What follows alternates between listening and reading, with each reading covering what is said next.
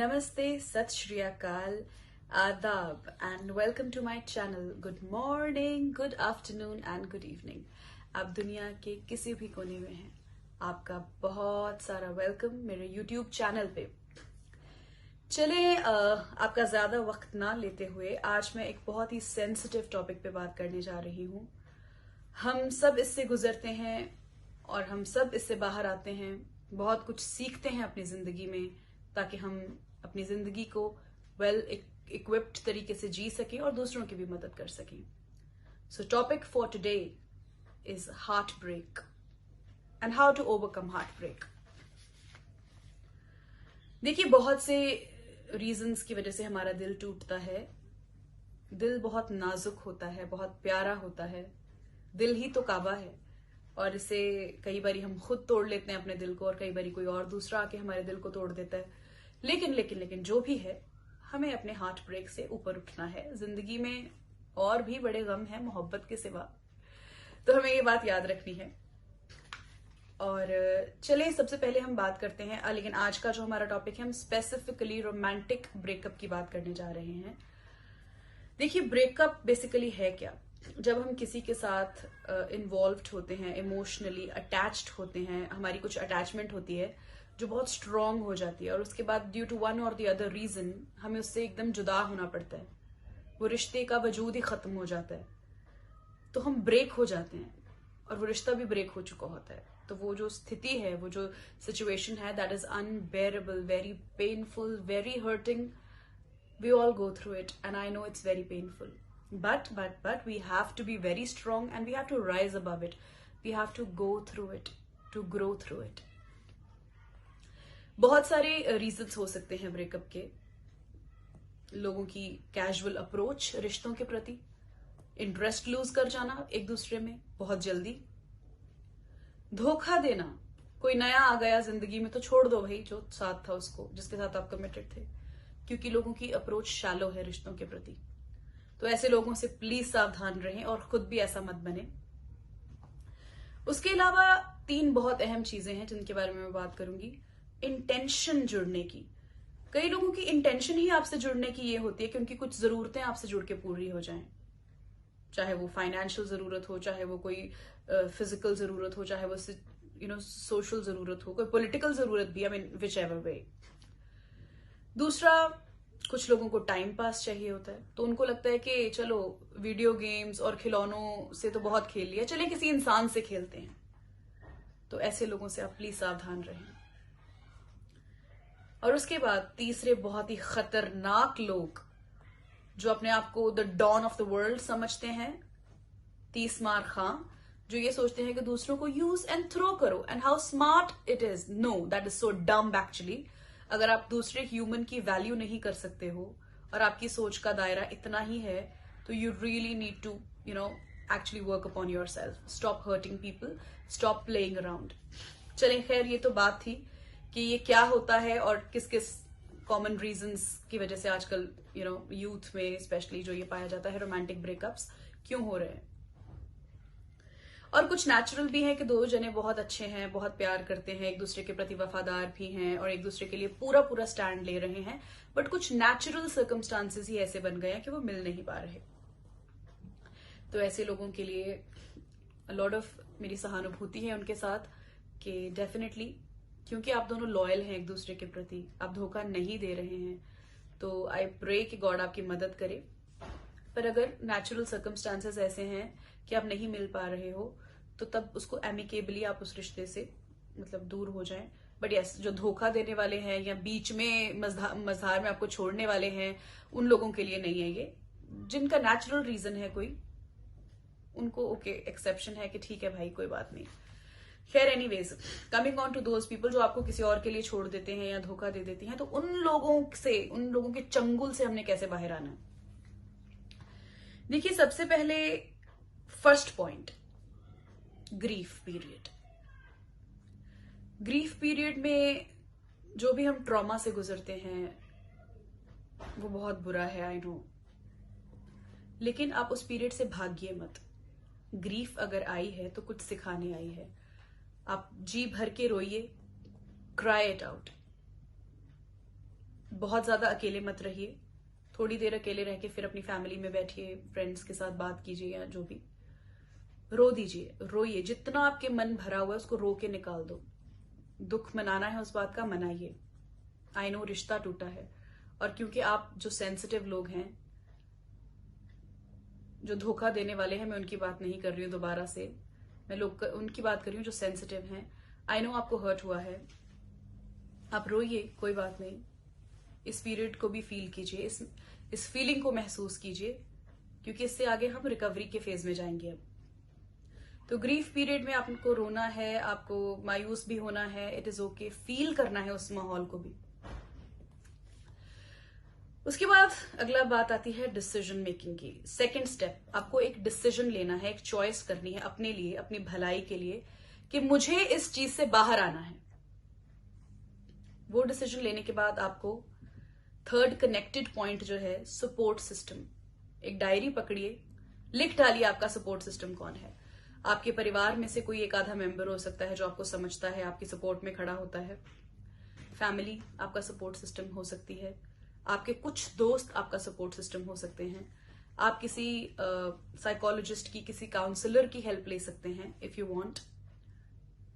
उसके बाद आप स्पिरिचुअल मेंटर्स की हेल्प ले सकते हैं, not fake spiritual mentors, but आप दुआ कीजिए भगवान से कि वो आपकी जिंदगी में कुछ अच्छे स्पिरिचुअल मेंटर्स भेजें, ताकि आप स्पिरिचुअल लाइफ में बढ़ सकें। You know, breakup is a very good opportunity to meet your own self and to know more about this spiritual life, क्योंकि तब आपका मन जो है वो दुनिया से बहुत ऐसे ऊब चुका होता है, और रिश्तों के मायनों पे क्वेश्चन मार्क लग जाता है, और इंसान पे भरोसा करने पे क्वेश्चन मार्क लग जाता है। तो ये बेस्ट टाइम होता है, the universe has now shaken you up, so shake up is equal to makeup. तो मेकअप कीजिए अपना दोबारा से, not the makeup, but make your spirit again, renew your spirit with the help of God, spiritual mentors, family, friends, counselors, whatever you want. तो ये तो बात हो गई सपोर्ट सिस्टम को सीख कीजिए। और क्योंकि देखिए, कोई भी अनुभव है, या तो वो हमें बिटर बना देगा या बेटर बना देगा, तो ये चॉइस हमें करनी है, और ये सब कुछ ग्रेजुअली होगा, एक दिन में नहीं होगा। You have to be better, not bitter. और उसके बाद आप अपने लाइफस्टाइल में कुछ चेंजेस लाइए। ग्रीफ पीरियड जितनी देर भी है आपका, क्योंकि हर एक का डिफरेंट होता है, कोई 2 दिन रोता है, कोई हफ्ता, कोई 10 दिन, कोई साल, और कोई 10 साल। तो 10 साल मत खींचिए प्लीज, आपकी लाइफ जो है वो बहुत प्यारी है, और उसको समझिए। आप कुछ एक्टिविटीज को अपनी लाइफ में इनकलकेट कीजिए, जैसे आप मॉर्निंग वॉक, मॉर्निंग एक्सरसाइज, और किसी भी तरह की फिजिकल एक्टिविटी करेंगे, उससे एंडोर्फिन्स रिलीज होते हैं, और एक फील गुड, एक हैप्पी हार्मोन्स जब आपकी बॉडी में रिलीज होंगे तो वो आपको इससे बाहर निकलने में मदद करेंगे। सैड सॉन्ग्स मत सुनिए, 1-2 सुन लिए, 3-4 सुन लिए, ओके फाइन, बट उनको मतलब रूटीन मत बना रहो यार, क्योंकि हर सॉन्ग की अपनी एनर्जी है। तो आप अच्छी एनर्जी वाले सॉन्ग सुनिए, स्पिरिचुअल सुनिए, मोटिवेशनल सुनिए, कॉमेडी सॉन्ग्स सुनिए, and same goes with the movies also. TV और इंटरनेट पे भी आप मोटिवेशनल चीजें देखिए, कॉमेडी चीजें देखिए, स्पिरिचुअल चीजें देखिए, कुछ साई-फाई मूवीज देख लीजिए, कुछ नेचर से रिलेटेड कुछ शोज देख लीजिए, नेशनल ज्योग्राफिक के, कुछ हिस्ट्री चैनल लगा लीजिए, कुछ यूट्यूब के कुछ ट्यूटोरियल्स लगा लीजिए। मतलब just stay away from that sad vibe now, because now you are not in the grief period but the recovery, because you have taken the decision to recover, right? तो healing does take time, तो आपको ये चीजें करनी है अपने लिए करनी है, बिकॉज ठीक है वो व्यक्ति आपकी कदर नहीं कर सका, वो व्यक्ति आपको छोड़ के चला गया, तो क्या हुआ? आप तो ना अपने आप को छोड़ो, खुद से तो मोहब्बत करो यार। खुद से मोहब्बत नहीं करोगे तो कोई आपसे कैसे मोहब्बत करेगा? कुछ नया सीखिए, कोई क्लास ज्वाइन कर लीजिए। जब हम कुछ नया सीखते हैं तो कोई नया न्यूरल पाथवे हमारे दिमाग में बनता है, तो उससे हमारे को एक डाइवर्जन मिल जाती है, और वैसे भी हमारी स्किल डेवलपमेंट होती है। तो it's good only, right? Use this opportunity to learn something new. Journaling, एक डायरी लीजिए या कुछ पेजेस लीजिए, और एक पेन पेंसिल कुछ भी पकड़ लीजिए, और जो आपके मन में है वेंट इट आउट, सब कुछ लिख दीजिए। जो बुरा लगा लिखिए, जो अच्छा लगा लिखिए, जो चाहिए, मतलब everything, just right everything down. 10 पन्ने, 20 पन्ने, 30 पन्ने, 40, जितने भी भरने भर दो। उसके बाद वो सारा दुख अपना निकाल के उस पन्ने पे पकड़ो, उन पन्नों को, और जला दो। जला दो उस हर एक चीज को जो आपको दुख दे रही है। अपनी वरीज को जला दो, अपनी हर बैड इंटेंशन को, बैड सिचुएशन को, बैड फीलिंग को, कुछ भी जला दो उसे। इट्स ओके, क्योंकि हम डिसीजन ले चुके हैं, याद रखिए, रिकवरी का। सब वेंट आउट करो और उसको बर्न आउट कर दो पेजेस को। उसके बाद लिखिए अपनी हॉबीज के बारे में, अपने इंटरेस्ट्स के बारे में। याद कीजिए जब आप बच्चे थे आपको कितना अच्छा लगता था पेंटिंग करना, ड्राइंग करना, स्केचिंग करना, आर्ट्स एंड क्राफ्ट्स की क्लास, और अपना मेकओवर करना, घर का मेकओवर करना, एंड स्पोर्ट्स खेलना, डांस क्लासेस, म्यूजिक क्लासेस, कुछ भी, जो भी आपको अच्छा लगता है। अपनी हॉबीज और इंटरेस्ट्स के साथ दोबारा जुड़िए। ये पीरियड में ये चीज आपको हेल्प करेगी। और प्रार्थना कीजिए, प्रेयर एंड मेडिटेशन, ये दोनों चीजें बहुत अहम हैं और ये आपको खुद के साथ जोड़ेंगी, भगवान के साथ जोड़ेंगी। And trust me, when you pray and meditate on God, God does help you a lot. I mean my life is full of miracles, unbelievable miracles. तो मैं ये चीज दावे के साथ कह सकती हूँ, आपका कनेक्शन गॉड के साथ स्ट्रॉन्ग करिए।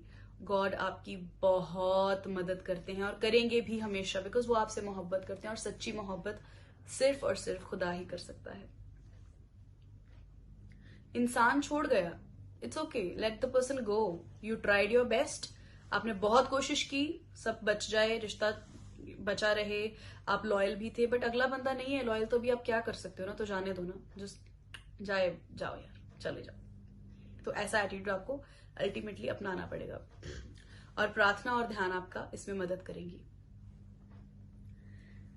देन हैप्पी और पॉजिटिव और प्रोग्रेसिव लोगों की कंपनी में रहिए। इस वक्त आपकी कंपनी बहुत मैटर करती है, आप किन लोगों की संगत में रह रहे हैं, संगति बहुत मैटर करती है। आप अच्छे लोगों के साथ रहिए, पॉजिटिव हैं, हैप्पी हैं, प्रोग्रेसिव हैं, और उन लोगों के साथ रहिए स्पेशली जिन्होंने ये ऑलरेडी ओवरकम कर लिया है।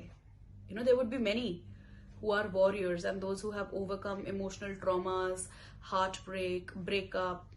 सीखिए उनसे कि how did they overcome, और आप अप्लाई कर सकते हैं उनके कुछ पॉइंट्स अपनी पर्टिकुलर सिचुएशन पे। और एक बहुत इंपॉर्टेंट बात, अगला पॉइंट, नो रीबाउंड। जब आप एक जगह से टूटे होते हैं तो आप एकदम जंप मत कीजिए दूसरे रिलेशनशिप में। वो रिलेशनशिप को आप फिर 100% ना दे पाएंगे, ना खुद को ना उस रिलेशनशिप को। So no to rebound. अपना वक्त लीजिए, हील कीजिए, रिकवर कीजिए, अपने आप में वापस आइए, अपनी power, take back your power, right? Because that rebound would be nothing but or like an escape from your pain and the hurt. You don't have to escape. Feel it and grow out of it. अगला point है focus. Focus on your studies, your work and good things in your life. I know बहुत गुस्सा चढ़ता है, बदला लेने का भी मन करता है, बट याद रखिए success is the best revenge. Successful हो अपनी जिंदगी में और उस इंसान को देखने दो कि उसने क्या खोया है।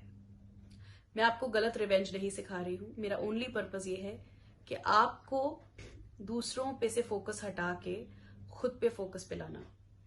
Right, that is my intention for you. और ये एक अगेन एक्टिविटी है, आप लिखिए वो रीजंस जिसकी वजह से आपका ब्रेकअप हुआ। इंसान ने आपको धोखा दिया, ब्रेकअप। उसने किसी और को चुन लिया आपके होते हुए भी, breakup.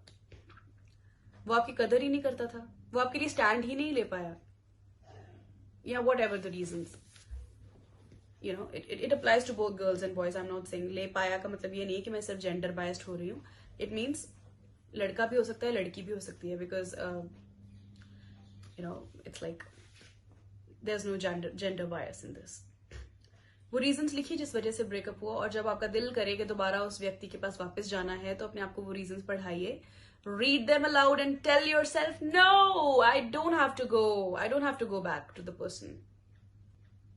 I have to stay with myself, for myself, by myself, because this is my life. Absolutely. और मेरी जिंदगी में सिर्फ और सिर्फ वही लोग रहेंगे जो मेरी कदर करते हैं. बाकियों के लिए बाय बाय. दरवाजे खुले हैं जाने के लिए.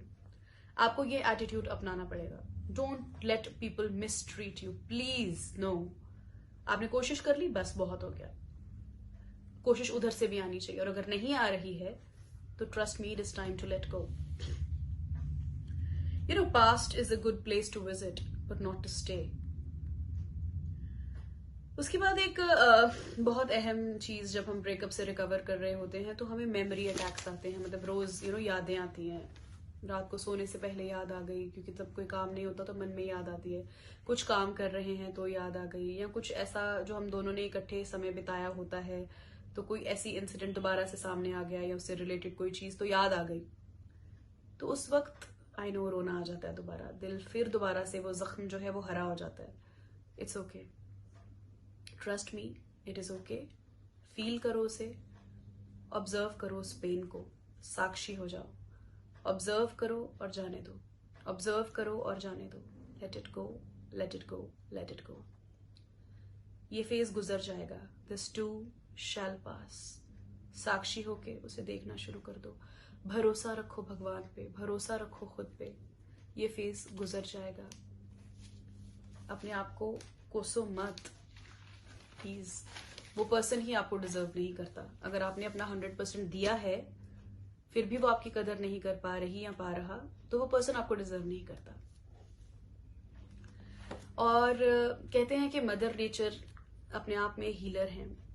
तो मेरी राय है कि आप कुदरत में वक्त व्यतीत कीजिए. अपना वक्त जो है बिताइए कुदरत में, नेचर में. ट्रीज, एनिमल्स, बर्ड्स, पहाड़ों पे चले जाइए, कुछ भी, समुद्र के पास चले जाइए, अपने से विशाल चीजों के पास, ताकि आप समझ सकें कि कुदरत जो है वो ग्रोथ के बारे में बात करती है.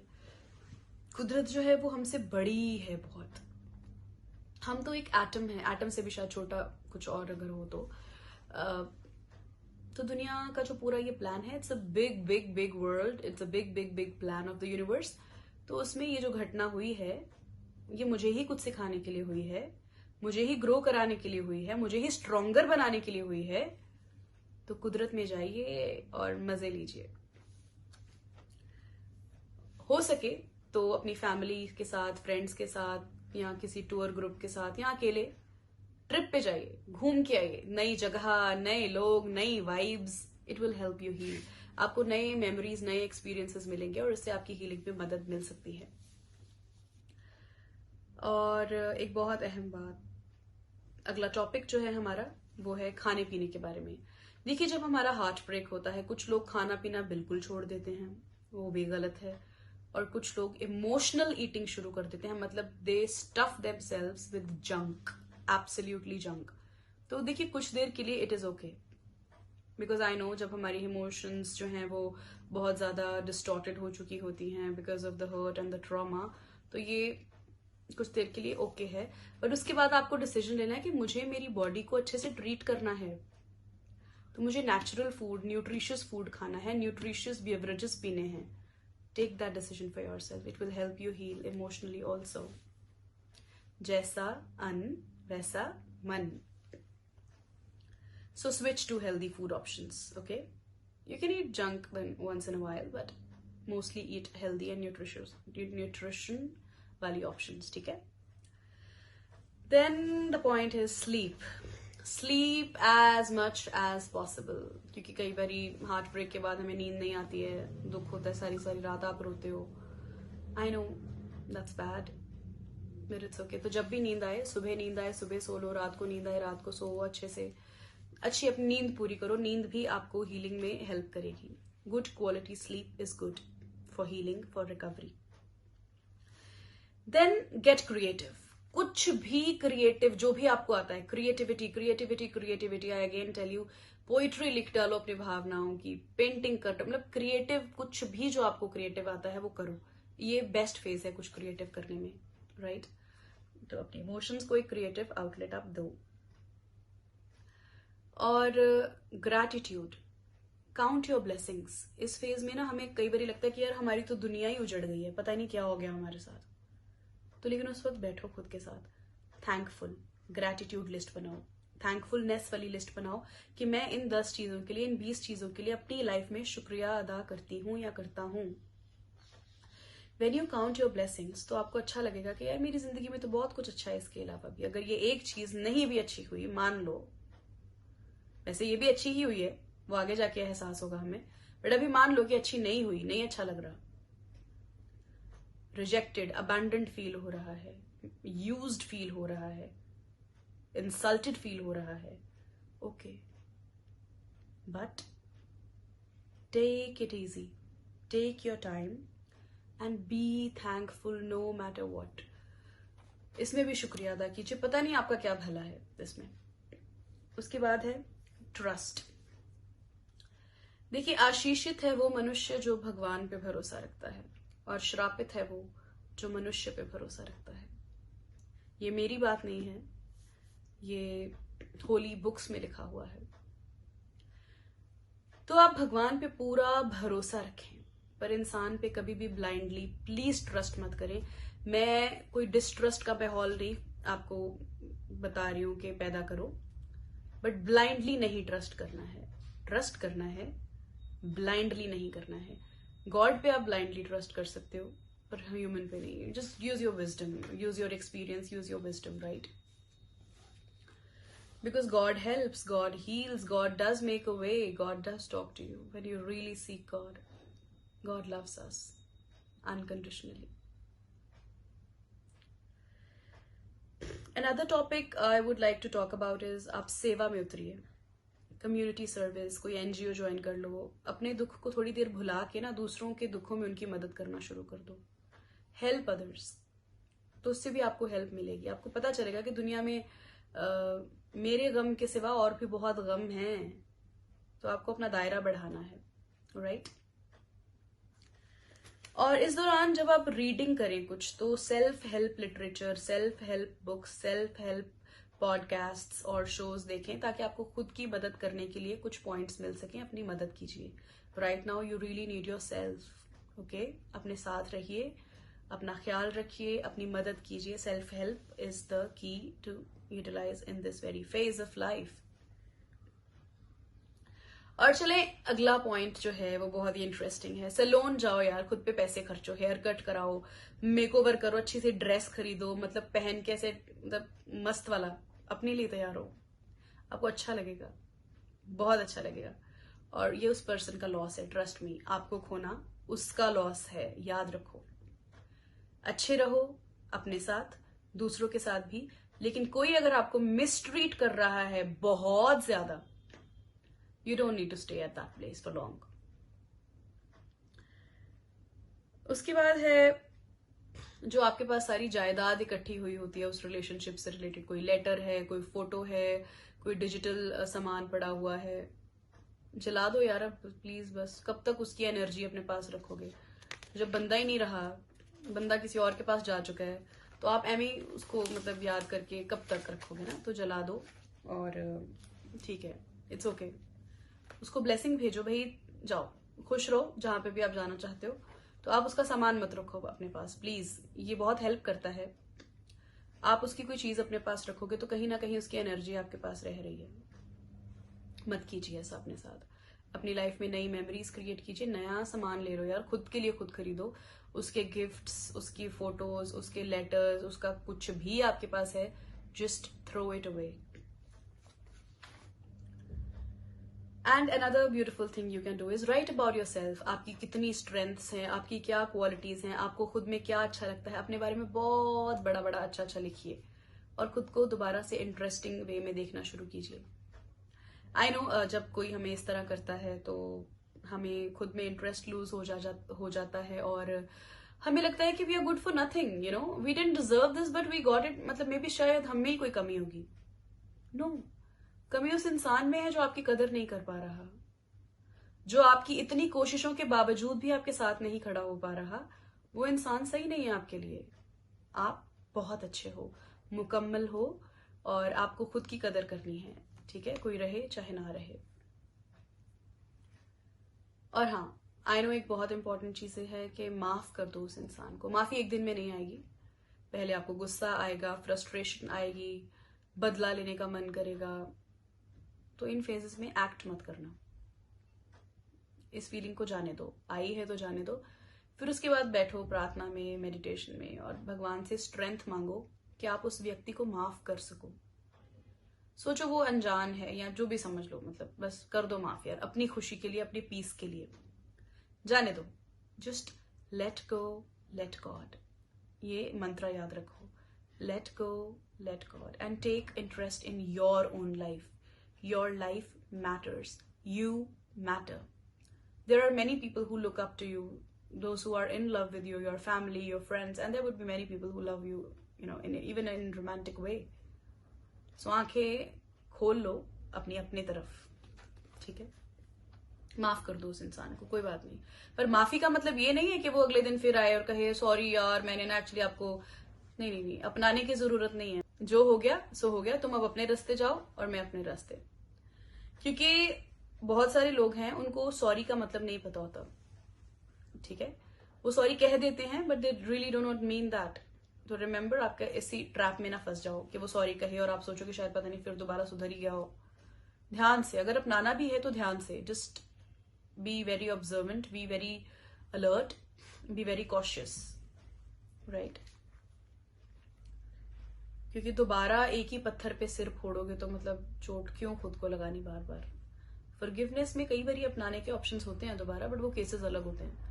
तो हर केस में फॉरगिवनेस का मतलब ये नहीं है कि आप उसको अपना लो फिर से दोबारा चोट खाने के लिए, ठीक है? Forgive and let go, it's okay. और उसके लिए दुआ करो, pray for those who hurt you.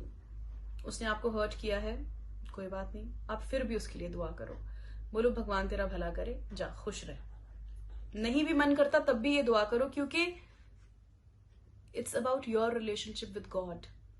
वो इंसान ने जो करना था किया, बट आप अपना रिश्ता भगवान के साथ अच्छा रखो, खुद के साथ अच्छा रखो, फॉरगिवनेस करो, और या दैट्स वेरी वेरी इंपॉर्टेंट। और अपनी लाइफ का एक ब्लूप्रिंट बनाइए। अरे अपने लाइफ के गोल्स लिखिए, ड्रीम्स लिखिए, प्लान्स लिखिए, विजन्स लिखिए, जो उसके अलावा उसको चेकआउट कर दीजिए आप भी अपने मन से।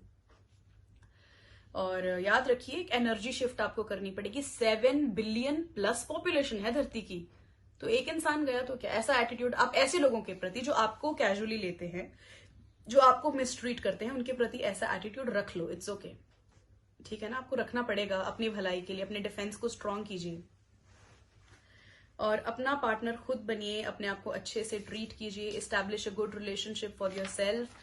और एंड में मैं एक ही चीज कहूंगी कि याद रखिए, जिंदगी भर की गैरों से गुफ्तगू मगर कभी खुद से मुलाकात ही ना हो पाई।